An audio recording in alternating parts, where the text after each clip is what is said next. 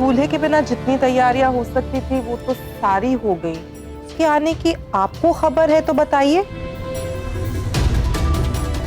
आ रहा है ना वो? हाँ आ रहा है, आएगा क्यों नहीं? क्योंकि बॉर्डर पर दुश्मन अपॉइंटमेंट लेकर हमला नहीं करते ना, इसलिए। कालिंदी अभी वक्त है हमारे पास। अभी तो मेरी बहू मेरे बेटे के नाम का श्रृंगार कर रही होगी। विविधा से मिलकर उसकी आंखों से झांकती हुई सच्चाई और प्यार देखा है मैंने, और मेरे बेटे से शादी करने की खुशी भी। वो रवीश को इतना प्यार देगी कि रवीश भूल जाएगा कि वो शादी नहीं करना चाहता। बहुत खुश रखेगी वो रवीश को। मुझे पूरा यकीन है रवीश और विविधा एक दूसरे के लिए ही बने। रवीश की ड्यूटी उसे लेट करा सकती है, पर अपना प्यार पाने से उसे रोक नहीं सकती।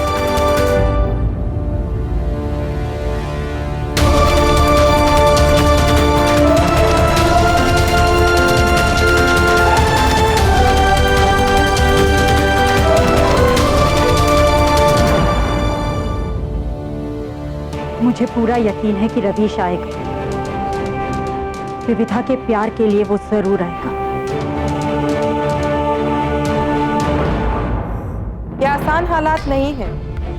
आपने अचानक ही रवीश पे शादी का बोझ डालने की ठानी। आप अच्छी तरह जानती है कि रवीश शादी के लिए तैयार नहीं था, फिर भी उससे बिना पूछे आपने इतना बड़ा कदम कैसे ले लिया? सवाल पूछने या बताने का था ही नहीं कालिंदी, क्योंकि ये उसके पिता की अंतिम इच्छा थी। सर झुका के अपने पिता की बात मान लेना तो इस घर की पुरानी परंपरा है, मैं जानती हूँ। लेकिन रवीश एक नई जनरेशन का लड़का है जिसकी सोच अलग है। जस्ट बिकॉज रमाकांत भाई साहब ने अपना मन मार के अपनी शादी अपने पिता की मर्जी से करनी थी, इसका मतलब ये नहीं कि रवीश भी वही करेगा। रवीश मेरा बेटा है। वो अपने पिता की अंतिम इच्छा हर हाल में पूरी करेगा। वो जरूर वापस आएगा और इसी लड़की से शादी करेगा। आप अभी भी सुमन बेटा, रवीश को फोन लगाओ और पता करो कि उसने पलटन छोड़ी है कि नहीं छोड़ी। जी डैडी।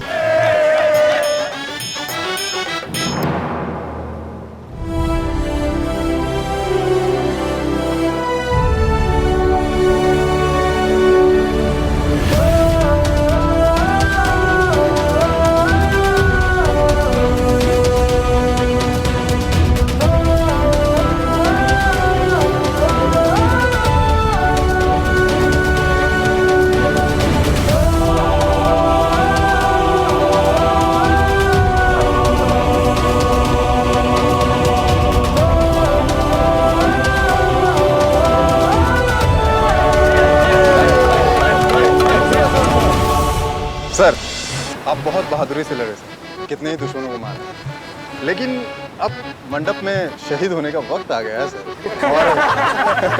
और सर जी मुझे तो लगता है कि मंडप वाला दुश्मन नियत्ते पर भी दया नहीं दिखाता है। छड़ो ओए सर जी, और तुसी तो बल्ले बल्ले करा दिए।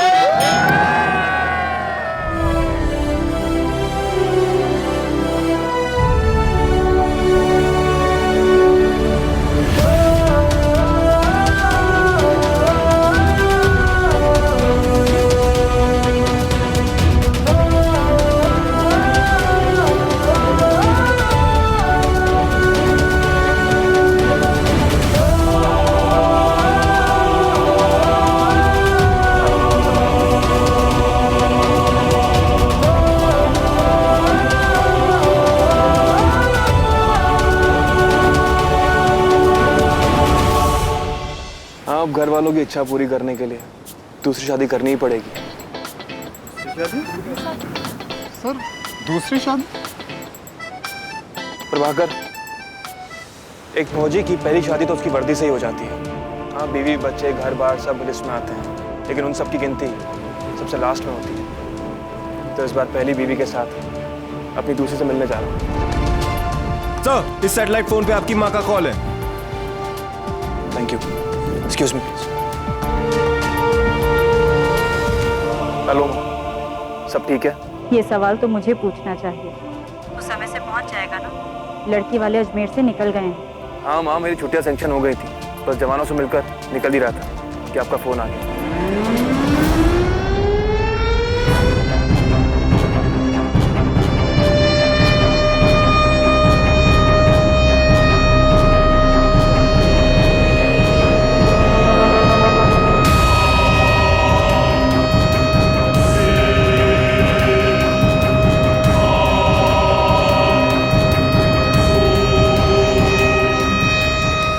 रवीश, ये सायरन की आवाज सब ठीक है ना?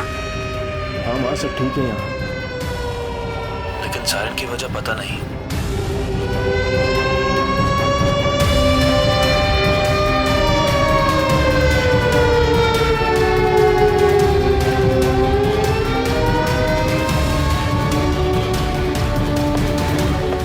सर, नॉर्थ वेस्ट सेक्टर 6 में जो इनकाउंटर चल रहा था, वहाँ से कुछ आतंकी इसी तरफ भागे हैं। उनका लीडर भी के साथ है। चार्ली कंपनी हॉट परस्यूट पे है, लेकिन हमें यहाँ से उन्हें आउट फ्लैंक करने का ऑर्डर मिला है।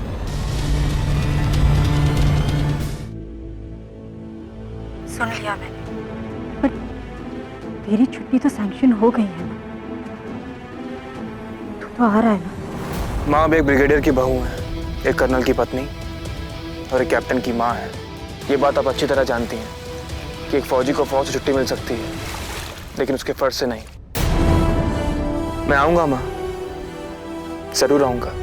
या तो मैं तिरंगा लहरा कर आऊंगा या तिरंगा में लपेट के, लेकिन मैं आऊंगा। और मेरे आने के बाद मेरे सारे जख्म गिन लीजिएगा आप। सब छाती पर होंगे, पीठ पर नहीं। जानती हूँ, झंडे का मान तेरे खानदान के खून में बहता है। जीत कर आना। जय हिंद। जय हिंद माँ। Let's move.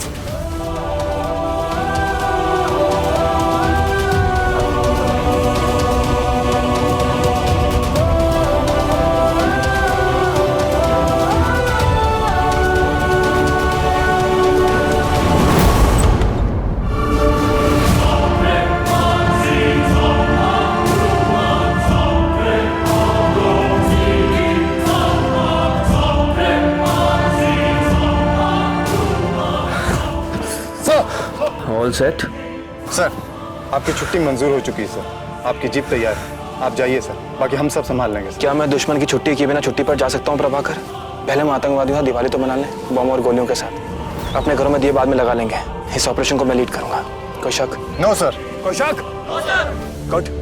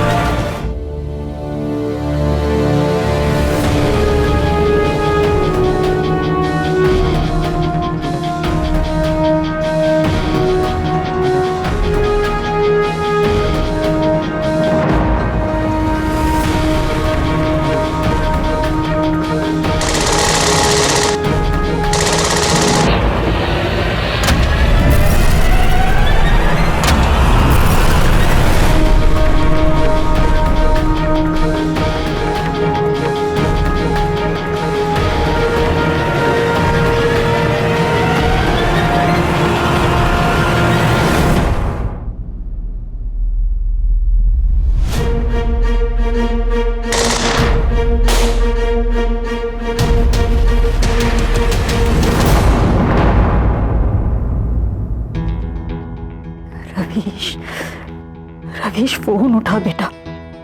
कहाँ है तू?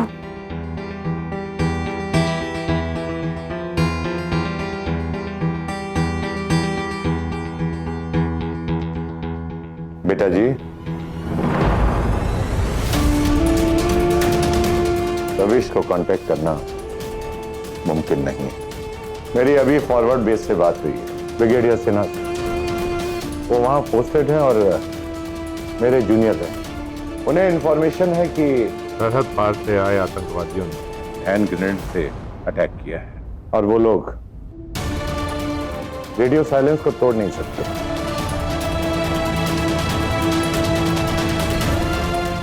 डैडी जी, अचानक घबराहट सी होती। कहीं रवीश को कुछ हो। कालिंदी,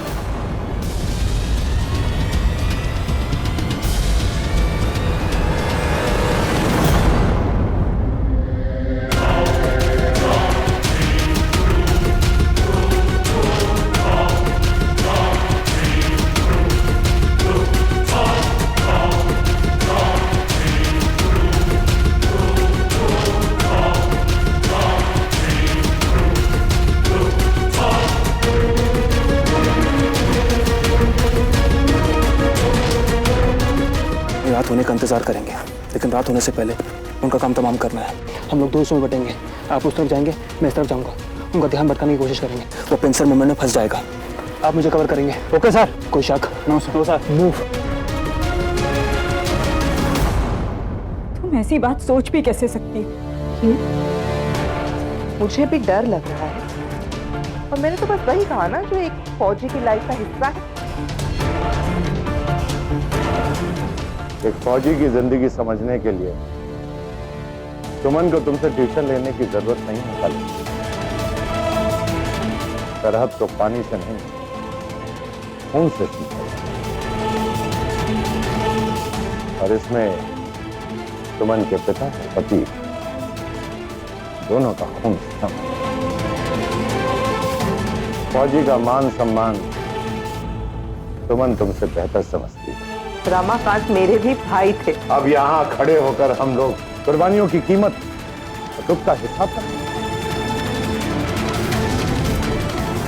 डैडी जी, मुझे लगता है कि हमें सारे हालात बेविदा और उसके परिवार के सामने रख देने चाहिए। ना वो ये बात समझ पाएंगे और ना ही बर्दाश्त कर पाएंगे। एक लड़की जो अपने शादी के जोड़े में बैठी बेसब्री से इंतजार कर रही है कि रस्म कब शुरू होगी। आप क्या कहना चाहते? आप उससे जाके ये कहेंगी कि रवीश का कुछ पता नहीं चल रहा, उससे कांटेक्ट नहीं हो पा रहा। सुमन भाभी, आप ये सब बर्दाश्त कर सकती हैं क्योंकि आपको आर्मी लाइफ की आदत है। They don't understand. They are civilians. They're not that strong. खालिंदी, कोई माँ कभी इतनी स्ट्रांग नहीं हो सकती कि अपने बेटे को खतरे में देख सके। बस इस बात से थोड़ा हौसला बनता है कि मेरा बेटा इस मिट्टी की हिफाजत कर रहा है। पर इस वक्त हमारा फर्ज है कि हम अपने घर की होने वाली बहू और उसके परिवार को सारी बातें सच सच बता दें। तो वो लोग अपनी बेटी दे रहे हैं हमें। माँ, कैसी बात कर रही हैं आप? मतलब ये कोई वक्त है इस तरह की बातें करने का? आप देख नहीं सकती मामी परेशान है। हमें माँ की तरफ से मैं आपसे माफी मांगता हूँ। आपको जैसा ठीक लगता है आप वैसा करिए।